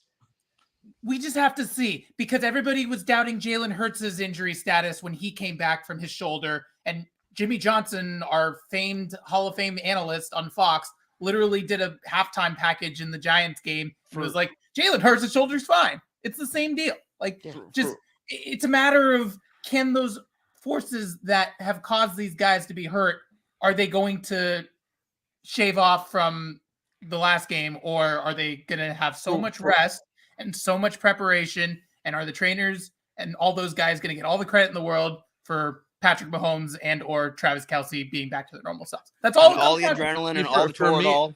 For me, it doesn't matter if they're both healthy. I still think Bengals win this game. I just hope both teams have a really good time. I just hope. I think it'll be a great game. I think it'll be a great game. I think we're getting a great game. We're gonna have a great time as sports fans. Oh my god, I'm so excited. Honestly, Burrow Mahomes, this kind of matchup is this is why you watch football. These are peak quarterbacks, peak teams going up against each other. That's why I made us the what's it called, the thumbnail is And I think fans. It's weird, but I love it. It's pretty funny. It's pretty funny. Everybody. I think in general, fans of football, fans who don't have a vested interest in the AFC Championship, generally will be happy no matter who comes out. I've seen some comparisons talking about how this is the new Brady and Manning, where it was almost the inverse, where no one Brady was always such a just a jerk his entire career, and Peyton had a bit of Peyton arrogance to him that you were kind of you didn't really want to see either go. We're thrilled to see Pat go. We're thrilled to see Joe go. No matter who comes out on either side, I think fans in general are going to be happy with the Super Bowl matchup. Right. They're both really cool people. At the end of the day, it's not it's not like with Brady when he was getting annoying. And I mean, Manning had his own issues as well. But I'm with you on that. These are, and Roethlisberger made a bunch of championships too. And it's I hate that guy. We all know there's more than enough reasons to not like Ben Roethlisberger. Oh, yeah. I'm going to jump in for a second to be hey, guys, I do have to go. So I'm gonna Thank bounce. you, and we are gonna wrap up. Yeah, we'll Yeah. wrap it up. We'll wrap up. You don't have to shut off your screen right now. We can do Okay, this. okay, Oren okay. Grunberg picked the Eagles and the Bengals for Super Bowl 57 in Glendale, Arizona, February 12th. Everybody watch that on Fox. Noah Gross They will. picked They will. Noah Gross picked the Kansas City Chiefs and the Philadelphia Eagles to represent the AFC and NFC in Super Bowl 57. Elijah, you picked I'm with Oren. you picked the Bengals and you picked the Eagles to advance. And Yes, sir, boys. as much as I hate to say it, I'm picking the Bengals and I'm picking the 49ers. That'd be a nice rematch of Super Bowl 16 and Super Bowl 23. Wait, yeah, 23. Yeah, that's true. 23. Joe Montana just carving up the Bengals. Joe Montana. Was it 16? 16 and 20. Now, who was the Bengals quarterback? They're like Ken Anderson, and then it was and Boomer Boomer Esiason. Boomer Esiason. There you go. Or Ken Anderson the first time, though. Yes, it was. But Yeah. was that 16? I'm gonna have to look that up. That's gonna I kill think me. It was. It was. It definitely It was. was. Yeah. But in any case, this has been so much fun. I've loved we've this, had you Noah guys. Gross and we've had Oren Grunberg on our show individually, but the fact that we brought you two together, especially when your team is hopefully for your sake going to represent the NFC in the Super You got a Bowl, comment. like very, very awesome. I love hearing that. So it's been really fun. I'm glad that we got to do this. The first time that the Dew Point Conversion or the Cross Country Sports Podcast, as it's formerly been known, has gone live, which is really cool. Did you want to read this comment? You're really my looking at this father comment. tuned in. Hi, Dad. Shout out, Robbo. Hi, Dad. He says, "Can I ask you? I heard 10% of a story. It sounded intriguing a little, but I missed most of it. What was the brouhaha with Burrowhead Stadium? What happened with that?" Yes. Noah, you know more. than me about I this. know a lot about this. Thank you for the question, by the way, Robbo. So just really quick before we go. So the Bengals and the Chiefs have been doing a lot of smack talk. Willie Gay was asked straight up, "What do you like about the Bengals offense?" He's like, "Nothing." Nothing. And I forget who exactly said Burrowhead instead of Arrowhead, but Chris Jones ended his presser by saying, "Thanks, guys. See you at Burrowhead," Oh yeah. which was super. Just like Right. I love it. I mean, hey, that's a lot of bulletin board material, but like, I like that the Bengals are kind of embracing the swag Yeah. and the confidence of their quarterback. I think that says a lot about a team. So. Also, quick blip. We talk about it in the next episode. Frank Reich hired as the Panthers. Carolina Panthers. Good for him. Yeah. Well deserved. Well, I mean, well deserved, but it's a whole other issue with the fact But that someone else was also deserving of a certain job, and someone didn't get it Yeah. for certain reasons. Yeah. But in any case, that's all I wanted. That's to a say. whole other episode, we- man. We closing it out. Zelonky, You can Twitter, follow me on Twitter at Zelonky, Easy Sports Network, Chicago Clubhouse. You represent as well. Chicago Clubhouse Network, I'm on- Tuesdays and Thursdays. I'm on Twitter. No Friedman _ Gentlemen Follow handles on Instagram, Twitter. Yeah. Okay. They're just really If you good. live in guys. Long, I if don't you have live in Long handles. Island, like stand up, come see me. This is your exposure. Noah Gross, thank you so much. Noah for Gross coming on. does stand up at Staten Island. Do you actually? Long Island, but yes. What is it, Staten? Staten Island. Let me go to Don't Staten make that mistake. They get Okay. really mad. I They have- get really mad. I have been on the Staten Island ferry. Very cool. Very cool. I really enjoyed that. But thanks much for love as staying always, for boys. 3 Thanks for hours. having me on. Go Birds. More of a short desert. All right, let's wrap it I up. think Yep. I'm full of crap. I think I have to be just like some idiot who's full of crap. Please show up in the comments and tell me how I'm full of crap, because I genuinely want to know, because I have to be, right? I don't know who that guy is. That is John Boyce. Oh my God. You That's don't know him. that? No, That was I John didn't- Boyce. Yeah. I did not know that was him. All right, shalom, friends.